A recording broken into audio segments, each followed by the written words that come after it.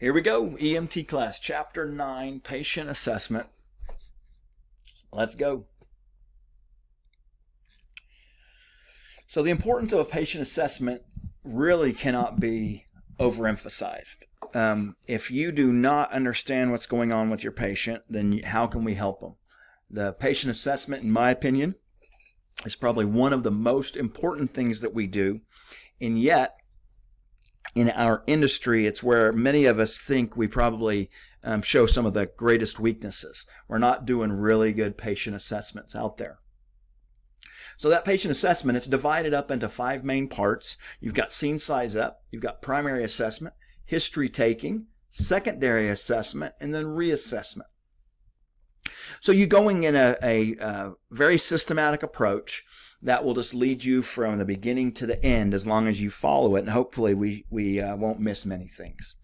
Now, rarely, though, does one sign or symptom show you the patient's status or the underlying problem. So we're looking at a primary assessment, so we're looking at our ABCs, and then we're doing some history taking. So we find out that they have an airway disease, they have asthma or something like that. We know that they're short of breath, and so we're putting all of these things together. But what this assessment is, this process rather, it's the foundation upon which all levels of EMT education, and that's all levels, are built and is the starting point for all patient care. This is where it all starts. So, scene size up. The scene size up refers to your evaluation of the conditions in which you'll be operating. So one of the things that's going to be really important within this is your situational awareness. You're going to need to be situationally aware throughout the entire call to ensure your safety, your crew's safety, your patient's safety, everybody.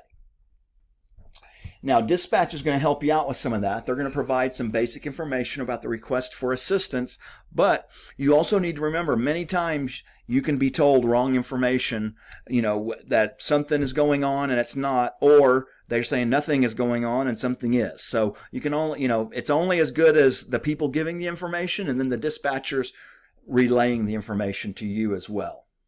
Now, when we talk about scene size up, what that does is we're talking about combining the information that we're giving and then the observations, our own observations, as well as bystanders, to help ensure safe and effective operations.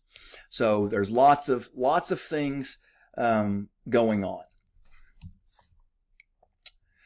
We're still talking about some scene safety. We want to ensure scene safety. So some issues that you may encounter in the pre-hospital setting can range from very minor things, a very minor thing of even just some dispatch information wrong, or somebody's seatbelt not working quite right and they got hurt or something, all the way up to something major, which could be you're in the middle of the highway or whatever. There's a lot of scene safety issues. So if a scene is not safe for you and your team to enter the scene and approach and manage your patient, then you do what you can to make it safe, or you call for additional resources. Sometimes that's just a matter of getting your patient and going. Sometimes that's a matter of getting police on scene. Sometimes it's a matter of getting fire on scene. A lot of different issues. We want to consider traffic safety, all kinds of issues related to scene safety. If you've got to approach a patient while they're on a work roadway, you also, of course, want to think about your environmental conditions. So talking about, rain, snow, ice, all of those things. And then we also want to be able to help protect our bystanders from becoming patients as well. Because if everyone's standing around and a car comes through that area, we're going to have some real problems. These are just some different forms of hazards. We should be able to figure out all of them. Why, water. I mean, obviously in a flood area, water could be a thing. Or if you were at a fire scene, water can be a hazard. A lot of hazards. So you want to be aware of the scenes that have the potential for violence, and some of those, not all of them, but some of them are violent patients. Obviously, just some distraught family members. They can certainly cause a potential for violence on a scene. Angry bystanders, gangs, unruly crowds, just a lot of people that don't need to be there. What we're saying is that this emergency scene is a dynamically changing environment. It's constantly changing, and you need to be aware of those things.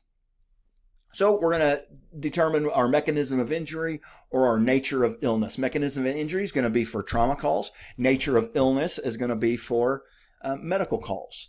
So virtually all calls for assistance to which you may respond can be categorized as medical conditions, traumatic injuries, or both. And if you think both, you have someone that started having chest pain and is driving down the road, then he passes out and runs head on into a embankment or something, you know.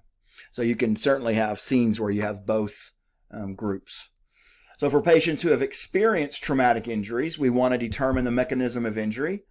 And, you know, obviously we want to recognize the difference of blunt versus penetrating trauma. Blunt trauma, think of, you know, someone maybe just landing on the ground or someone getting hit with a baseball bat versus getting hit with a knife or getting shot with something, being penetrating trauma. So with medical patients, we want to determine the nature of illness.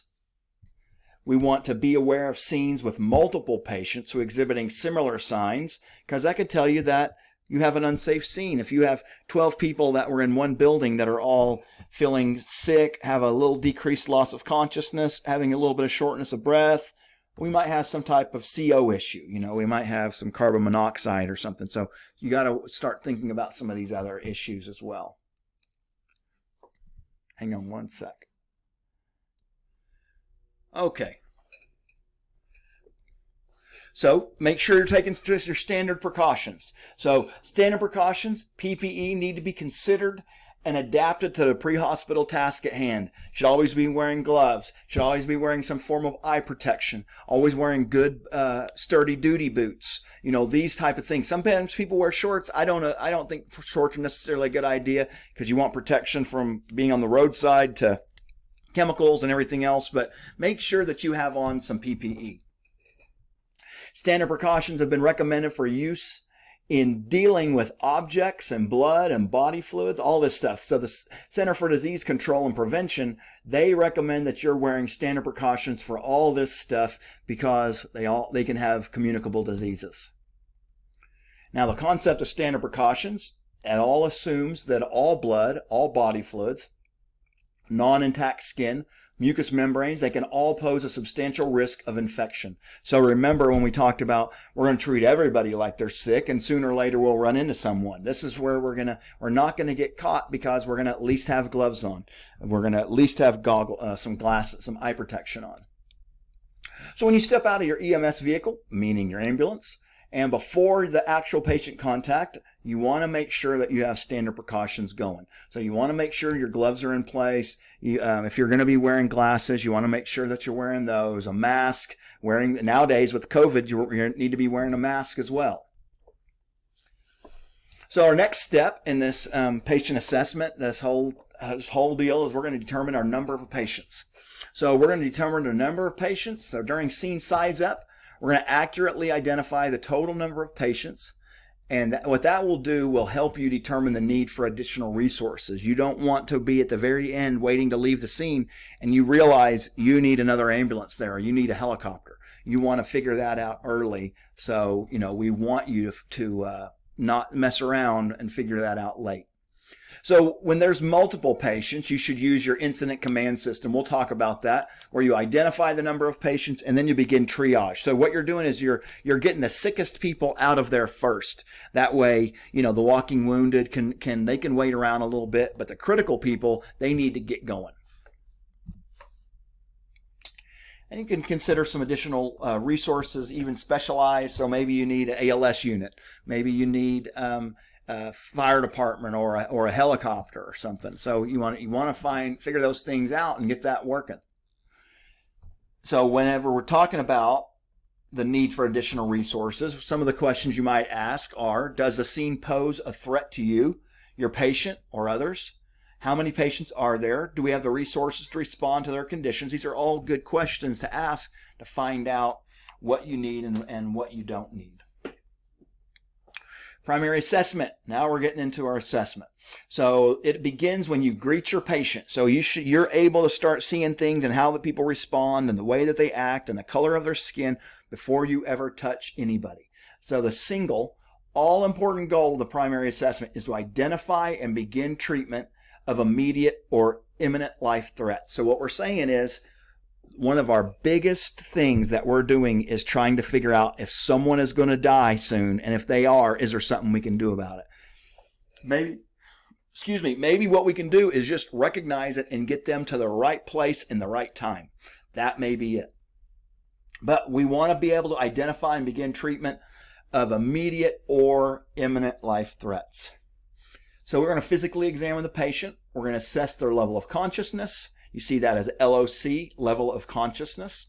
And then we're going to look at their ABCs, airway, breathing, circulation. So we're going to look at their LOC and then their ABCs. We're going to form us a general impression.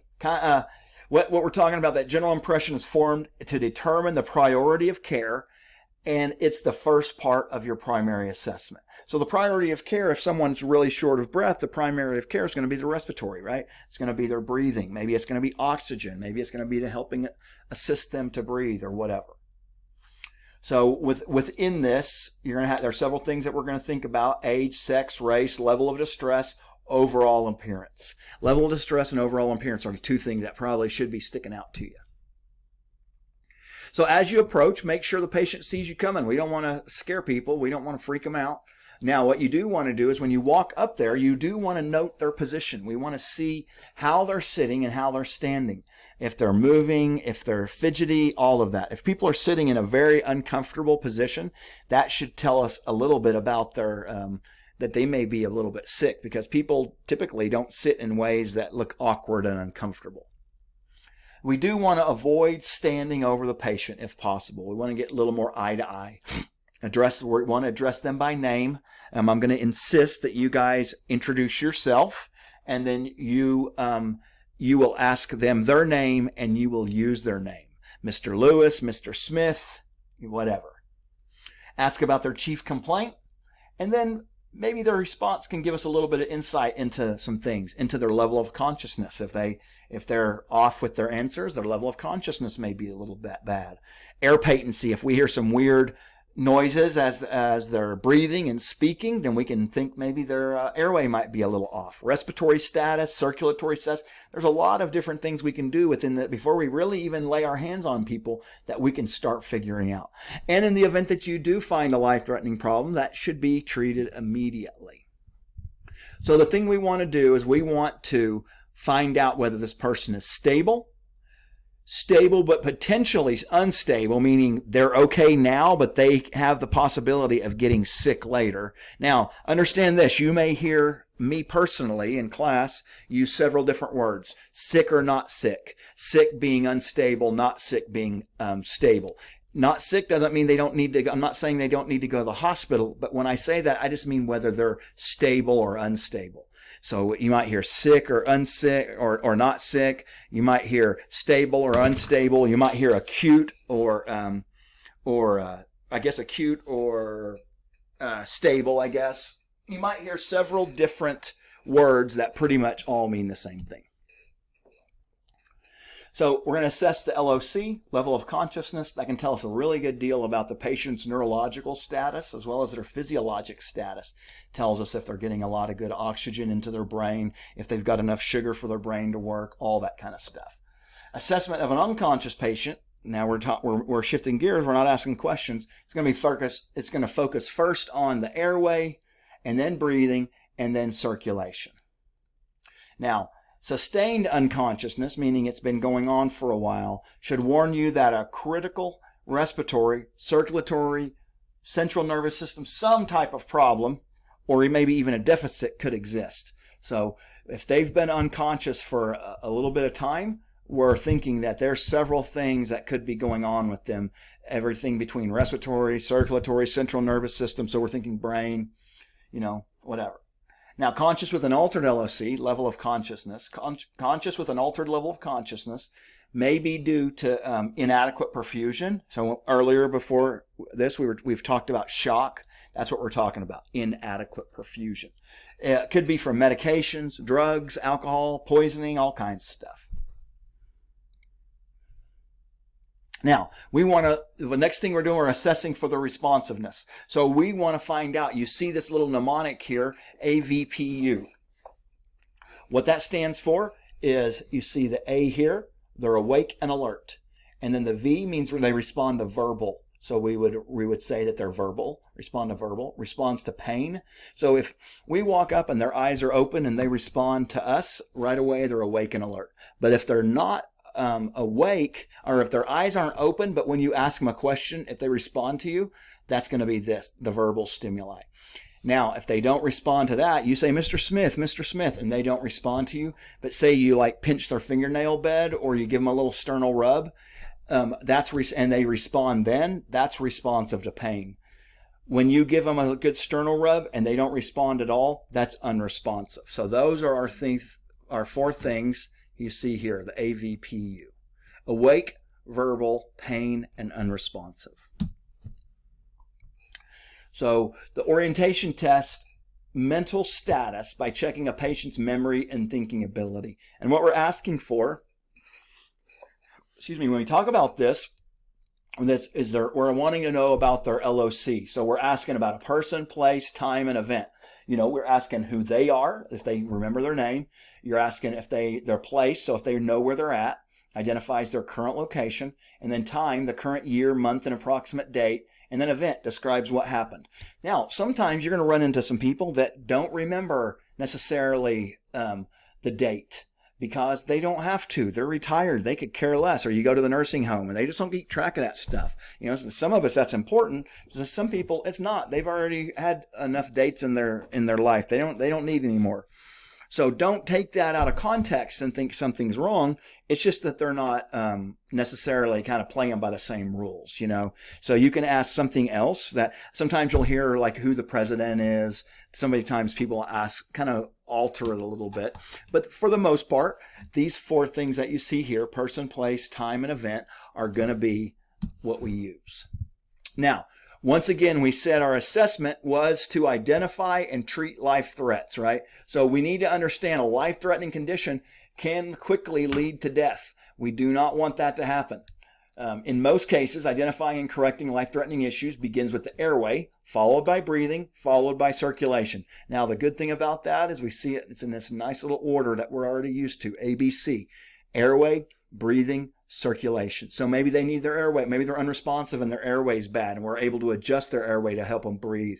Or maybe their breathing is bad. Maybe they have a clogged up airway and they're unable to breathe. Or maybe they have a really bad laceration and they're bleeding out everywhere and we're able to put a tourniquet on or give some direct pressure. Lots and lots of things, lots of life threats.